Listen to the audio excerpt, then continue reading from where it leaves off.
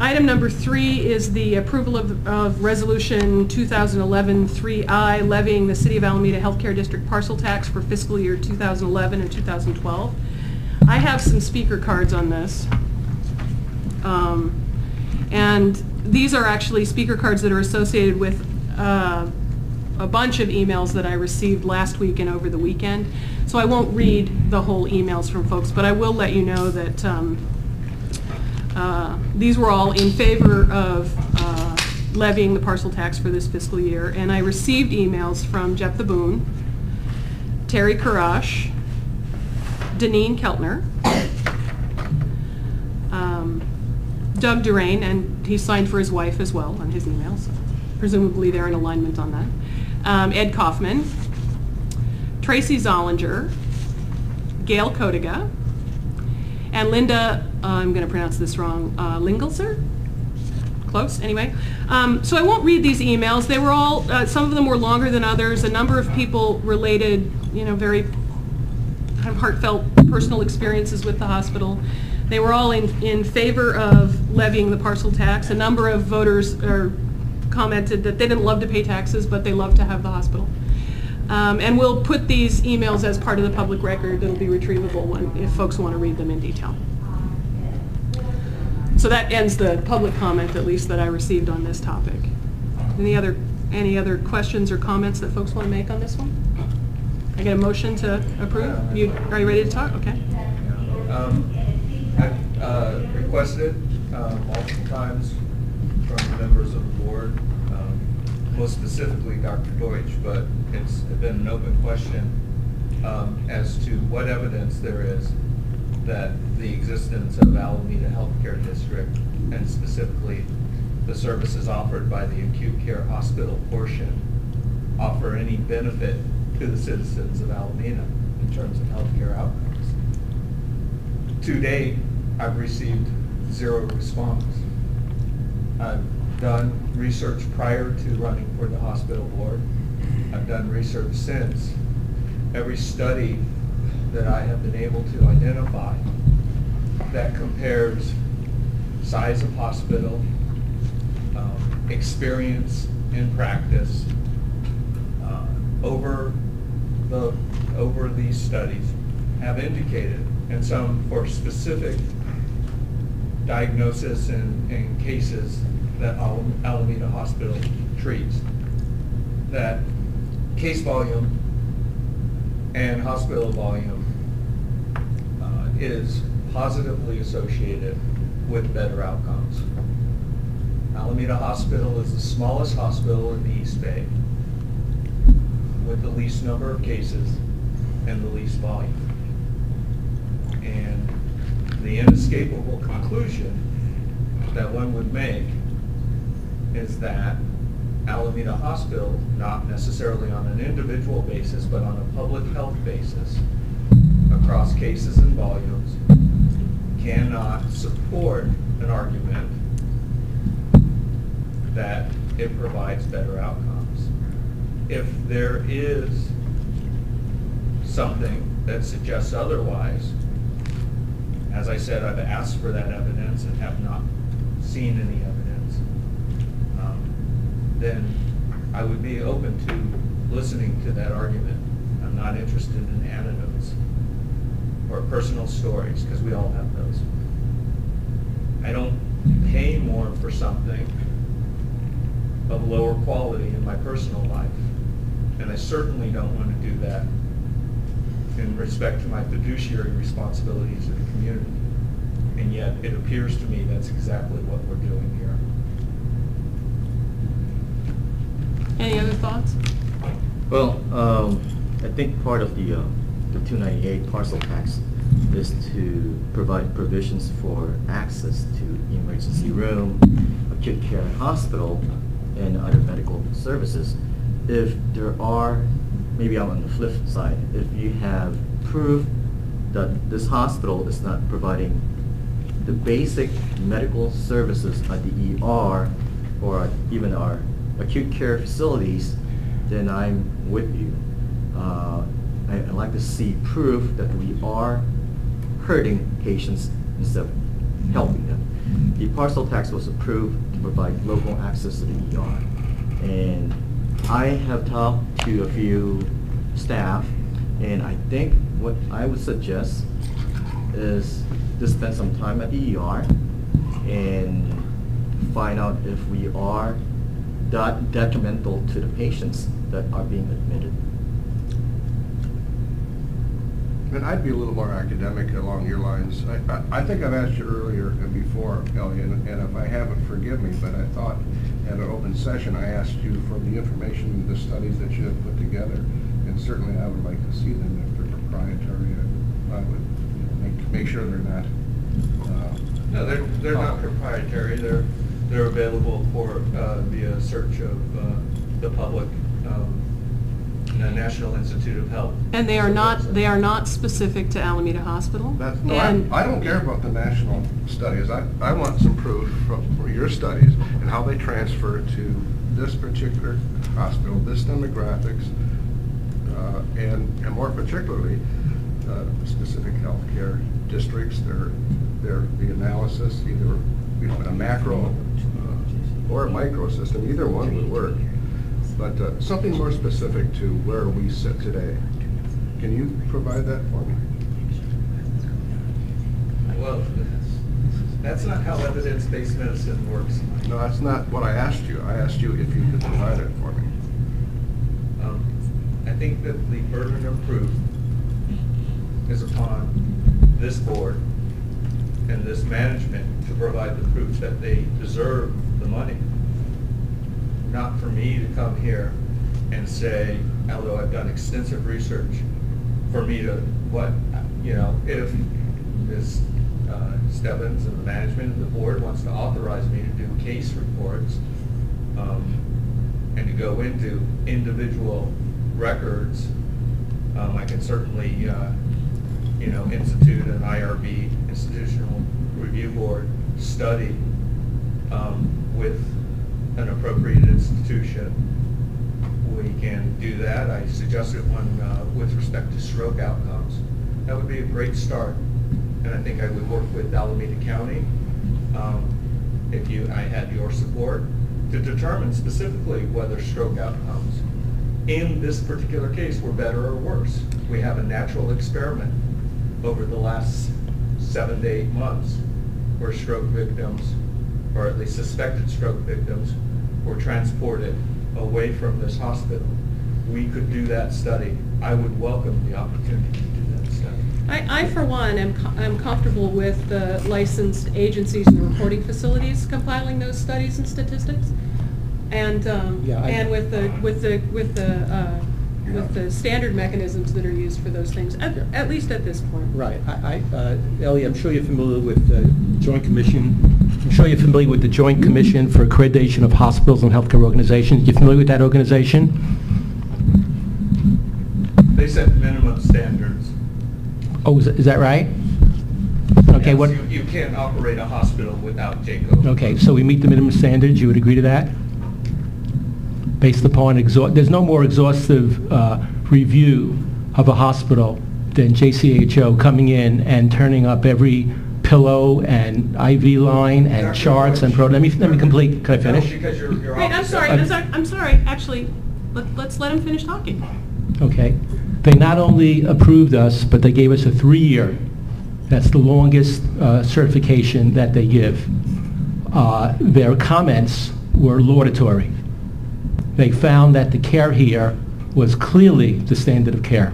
I will also point out that almost all the physicians on staff here are board-certified physicians who have graduated from some of the best training programs. They have been teachers at teaching programs, and they are actually the very same physicians that practice at the other East Bay hospitals, including some of them that are clinical professors at the universities. Our nurses are also all registered. Our ratios of registered nurses are as good, if not better, than any hospitals.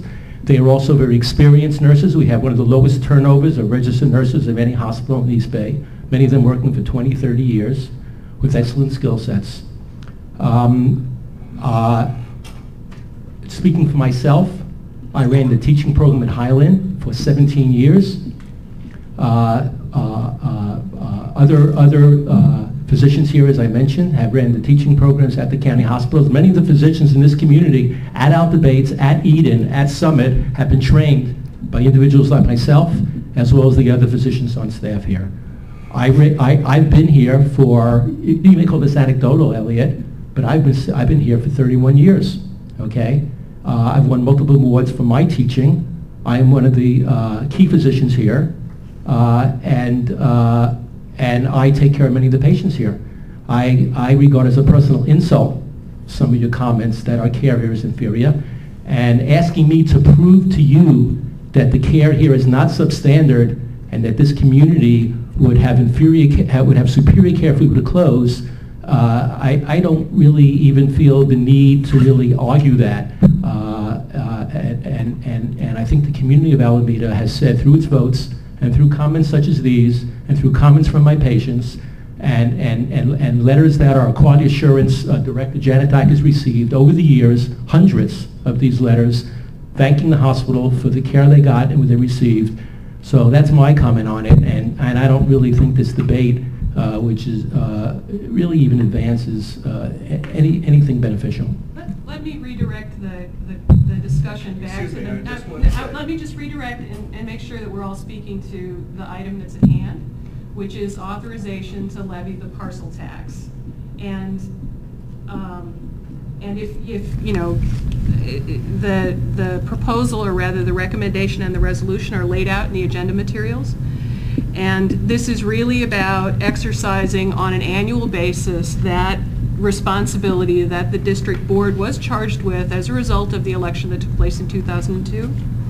And the parameters of that are fairly clearly called out here in the resolution that's in front of us. And I'd like to... You're just overstepping me. I would like to... I made my statement. My statement is based on the fact that the parcel tax represents an expenditure by the people of Alameda. That expenditure should buy something, hopefully better healthcare outcomes. And it does not. In your opinion? There has not been one iota of evidence. Either way. So at the moment we're only talking about opinion and personal feelings. Do we have more discussion? Elliot, I think you've been very clear about what your point of view is, and I think we all understand it. I don't understand, though, how you can adapt a scientific method that says that every study, public study, shows this relationship, and you will sit there and state to me there is no evidence. I absolutely did not make that statement. What I said was that I was comfortable relying on the licensure, licensing, and regulatory authority of the standard mechanisms that are in place, and I don't feel the need to charter separate and special studies. And I think that we need to put ourselves, put our hat on here as district board members and make a decision about whether we're going to levy this tax. Do others have comments, or can we get a motion about what to do with this? I'll make the motion. Just one more thing. Maybe try it next year, Elliot. Maybe there is something to what you have to say. But I don't think you presented it in a way that we can get our hands around it in a timely fashion for this year. I'm not saying that you're wrong. I'd just like to see how we can tighten this up a little bit and come up with something besides what our mission has already been, and we've, I think, here pretty reasonably, with lots of experience, kind of agreed that this is not a hospital that's going to be detrimental to people, as Stuart said, and as Bobby said, there's good folks here, and we all believe that the management team's doing a great job. So I don't know at this point if it's, maybe your suggestion is just a little bit too close to the time when we have to vote on this. But I'd invite you to come back next year with something, and I, for one, would certainly listen to what you had to say if you could come up with something more specific. That's it. Can I also make a comment? Yeah, Elliot, I think you're one of the smartest board members on the board. I really learned a lot from your financial research, and you bring up a lot of good points and you challenge our staff. But currently, as it said, the resolution in front of us is to provide access to ER, acute care services. Maybe we are minimum, we're just a minimum care standard or sufficient level just to provide ER. But resolution doesn't say that we should be a Stanford facility or a UC Davis facility. I'm sorry, but what is in front of me is a resolution to provide ER services. And if JACO or the other accrediting agency has approved and passed the hospital, then we have met all the standards set forth by state law and federal law. And as elected board members, we have duty to abide by what the citizens want us to do and what we have to provide. In November 2010, specifically with respect to ER access, Critical Care Medicine published a study. I'm sorry, this has to stop. You're bringing in, this is not germane to the discussion at hand. We can certainly bring it up again, but then I really cannot have online real-time research that only you have access to read into the public record. That's just not. I don't believe that that's accurate. I'm sorry, we're going to stop this and we're going to You're focus say on that I'm not allowed to speak at this point? I think that you've stated your. I think you need to make a motion then, according to Robert's Rules of Order. I believe that we need to I want address. to put this on the public record that you're stopping debate at this point. I would like it to be very clear that I am asking you to not read from references that are not available to the rest of the board, and that they have not had an opportunity to review prior to this discussion. Please stop and introducing that material at this time. Do we have a? I make a motion that we pass the resolution as described on page 41 to levy the city of Alameda, to levy the parcel tax. Hold on, to excuse continue me, to support. Jordan. I just got a message from Debbie Stebbins to say, said there was no obligation to pre-vet material. I said at the closed session. I did not say that about the public session. Mr. Driscoll, can you comment on this? You're the attorney. What is it you're... Jordan Batani says that I'm not allowed to introduce into the public record information that the rest of the board does not have access to in real time right now. Well, there's a motion made, and someone else could make a motion to call the question and have to preclude any further... Well, that's what I was asking Jordan Batani to do. Yeah. She was doing it formally. Well, I'll do it formally. I would like to make a motion that that the real-time research and introduction of that material That's into this not the discussion. motion. I'm sorry. It's calling the question is what Mr. Driscoll asked you to do. You cannot make a motion to silence a board member. You can close off debate. Yeah, make a motion to close off debate. All right, then. I'll make that motion. Call the question.